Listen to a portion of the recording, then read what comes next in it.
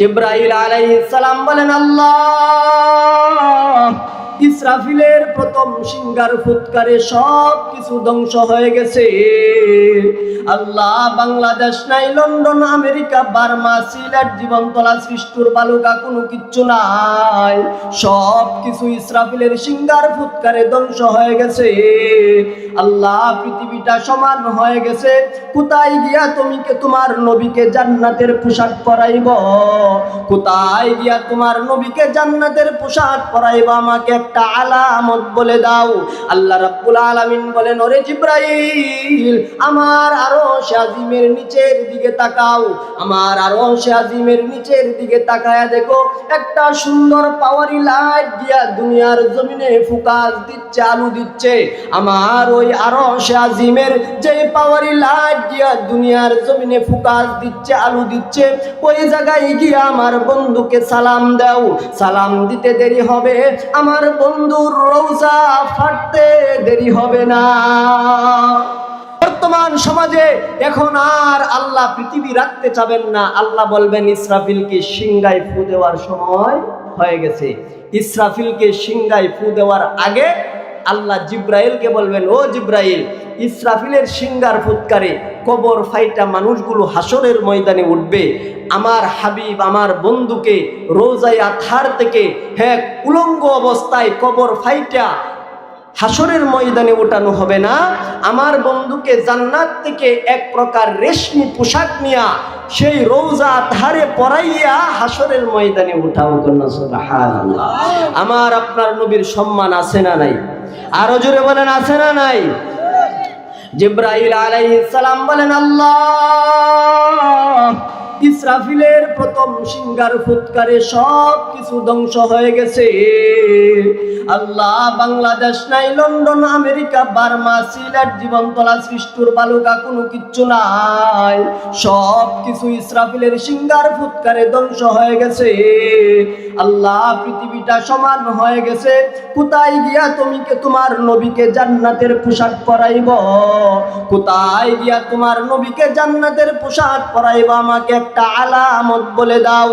আল্লাহ রাব্বুল আলামিন বলেন, ওরে জিবরাইল, আমার আরশ আজিমের নিচের দিকে তাকাও। আমার আরশ আজিমের নিচের দিকে তাকায়া দেখো, একটা সুন্দর পাওয়ারি লাইট দিয়া দুনিয়ার জমিনে ফোকাস দিচ্ছে, আলো দিচ্ছে। আমার ওই আরশ আজিমের যে পাওয়ারি লাইট দিয়া দুনিয়ার জমিনে ফোকাস দিচ্ছে, আলো দিচ্ছে, ওই জায়গায় গিয়া আমার বন্ধুকে সালাম দাও। সালাম দিতে দেরি হবে, আমার বন্ধুর রওজা ফাটতে দেরি হবে না। জিবরাইল আলাইহিস সালাম ওই আরশ আজিমের পাওয়ারি লাইট দেখে দেখে মদিনার জমিনে গিয়া নবীজির রওজা তাহারের সামনে দাঁড়াইয়া সালাম দেয়, আসসালাতু ওয়াসসালামু আলাইকা ইয়া রাসূলুল্লাহ, ওয়াসসালাতু ওয়াসসালামু আলাইকা ইয়া হাবিবাল্লাহ। সালাম দেওয়ার সঙ্গে সঙ্গে নবীর কবরটা দ্বিখণ্ডিত হয়ে গেছে। নবীজি রওজা তাহারে এখনো জিন্দা আছেন। বুখারী শরীফের হাদিস, ওয়া হুয়া হাইয়ুন ফি কবরিহি, আল্লাহর নবী তার রওজা তাহারে এখনো জীবিত আছেন। নবী সালামের উত্তর দিয়েছেন। জিবরাইল আলাইহিস সালাম জান্নাত থেকে আনা পোশাক নবীকে দিয়েছেন। নবীজি রওজা তাহারে জান্নাতের পোশাক পরিধান করেছেন। জান্নাতের পোশাক পরিধান করার পরে জিবরাইল হাত বাড়াইয়া মুসাফা করে নবীকে টান দিয়া হাসরের ময়দানে উঠাইছে। আমার আপনার নবীর সম্মান আছে না নাই? নবীকে হাসরের ময়দানে উঠাইছেন। এরপরে ইসরাফিল আলাইহিস সালাম সিংহায় ফু দিবে, সব মানুষ কবর ফাইটে হাসরের ময়দানে উঠবে। ওই হাসরের ময়দানে যখন সমস্ত মানুষ যখন উঠবে, তখন আল্লাহ রাব্বুল আলামিন এইভাবে সিংহাসন কায়েম করবেন। কি কায়েম করবেন? সিংহাসন। হাসরের মানুষগুলো দাঁড়ায় থাকবে, আল্লাহ রাব্বুল আলামিন এভাবে স্টেজ করবেন। স্টেজ করার পরে সিংহাসনের মধ্যে আল্লাহ বসবেন, মানুষ সব দাঁড়ায় থাকবে। আল্লাহর পক্ষ থেকে কঠিন কঠিন হুঙ্কার আসবে, কঠিন কঠিন হুঙ্কার আসবে। আল্লাহ ঘোষণা দিবেন, ওয়ামতাজুল ইয়াউমা আইয়ুহাল মুজরিমুন, ও পাপিষ্টের দলেরা, ও গুনাহগারের দলেরা, আমার নেককার বান্দাদের থেকে তোমরা আলাদা হয়ে যাও। ফারিকুন ফিল জান্নাহ ওয়া ফারিকুন ফিস সাঈর। জান্নাতীরা এক লাইনে দাঁড়াও, জাহান্নামীরা আরেক লাইনে দাঁড়াও। কেন দাঁড়াইবা? যেন আমার ফেরেশতারা তোমাদেরকে দেইকা দেইকা প্রত্যেকের গন্তব্যস্থানে পৌঁছে দিতে পারে।